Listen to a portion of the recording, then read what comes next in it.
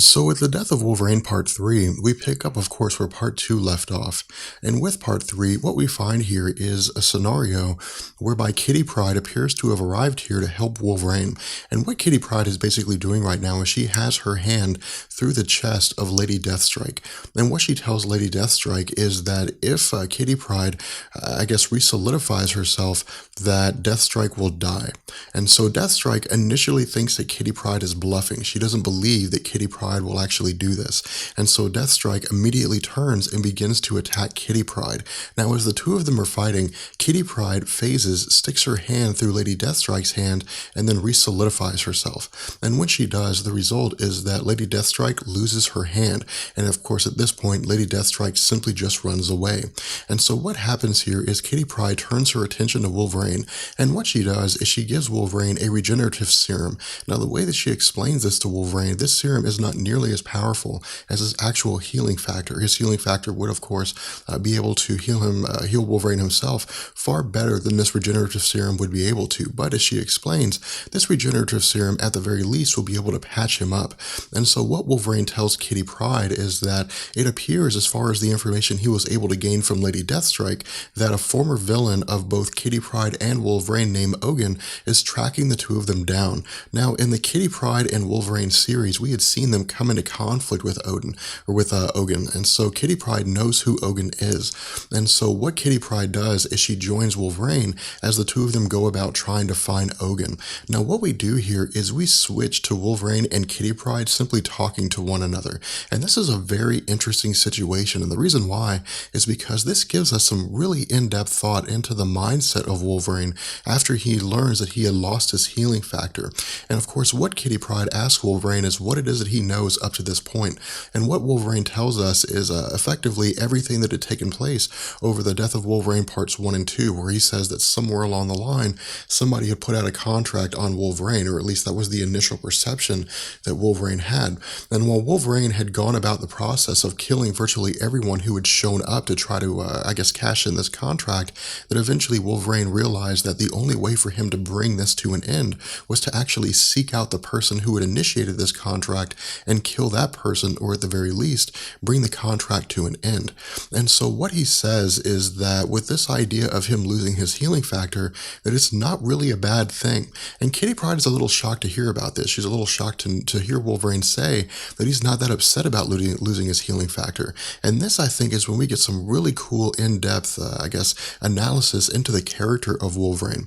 What Wolverine tells us is that he had effectively, for the longest time since he had his healing factor, felt as though he was simply stuck in time. He was stuck in place, that he would never really age at the same pace as everybody else, and because of that, he would basically outlive everyone. But more so than that, he could never really live, because he could always say, as he explains it, that he had basically until the end of time to make up for his mistakes.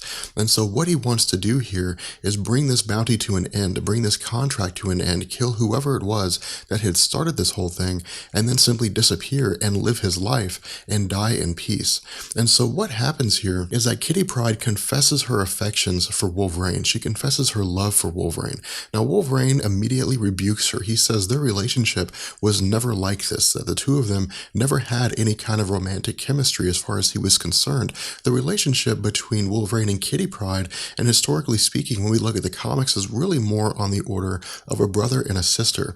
And so what happens here is Kitty Pryde initially seems to resent the attitude that Wolverine has given her. She simply comments on the idea that maybe Kitty Pryde isn't as beautiful as other women like Jean Grey. Maybe Kitty Pryde lacks some element. But then Wolverine begins to pick up on what's going on here, and he realizes this is not really Kitty Pryde, that this person is in fact Ogen. Now, Ogen, as we had previously discussed, was a long-standing villain of Wolverine and Kitty Pryde, but Ogen has the ability to possess the minds and to possess the bodies of other people, and this is what he's done with Kitty Pryde. He's simply taken over her body. And so what happens here is Wolverine and Ogen begin to engage in conflict with one another, and as they're fighting, of course, Wolverine is thrown into a building which houses samurai armor and samurai weaponry. And so what he does is don this armor and weaponry and begin fighting Ogen. And as Ogen and Wolverine are fighting one another, Ogen begins to realize that Kitty Pryde is also fighting back against his control. And so what's basically happening happening here is that Ogen is fighting a war on two fronts. He's fighting against Kitty Pryde, trying to retake her body, and he's fighting against Wolverine on the outside. And so eventually Kitty Pryde is able to overcome Ogen's control, and Ogen's spirit leaves her body and takes off. And so what happens is Wolverine initially goes to comfort Kitty Pryde, but Kitty Pryde tells him to leave. But before Wolverine takes off, Kitty Pryde says that she had overheard a name while she was being possessed by Ogen, and that name was Dr. Abraham Cornelius, the person that had first given Wolverine his adamantium. And so what we do here is we pick up with Wolverine as he's trying to find Ogen, and he eventually tracks Ogen down, who's possessed another body, but he tracks him down to a warehouse. And when Wolverine enters the warehouse, he sees what appears to be a giant vat, and inside of this vat is the body of a person named Cyborg. And what Ogen begins to tell Wolverine here is effectively what he knows. Ogen says that it's somewhere along the line, again, this contract was initiated, but that Wolverine is again not the only person that's being pursued here. That this person, Dr. Abraham Cornelius, is going after anything adamantium based. He's going after statues, he's going after people, he's going after artifacts, anything and everything that possesses adamantium. But the strange thing here is that Wolverine is the only person that was explicitly laid out in the contract that had to be brought in alive. Nobody else, or I guess everybody else, could be killed with the exception of Wolverine. And so when Wolverine asks a little more information, what Ogen says is that all of these people, all these artifacts, and all these things that are in some way connected or in possession of adamantium are being taken to a place in Nevada called Paradise Valley.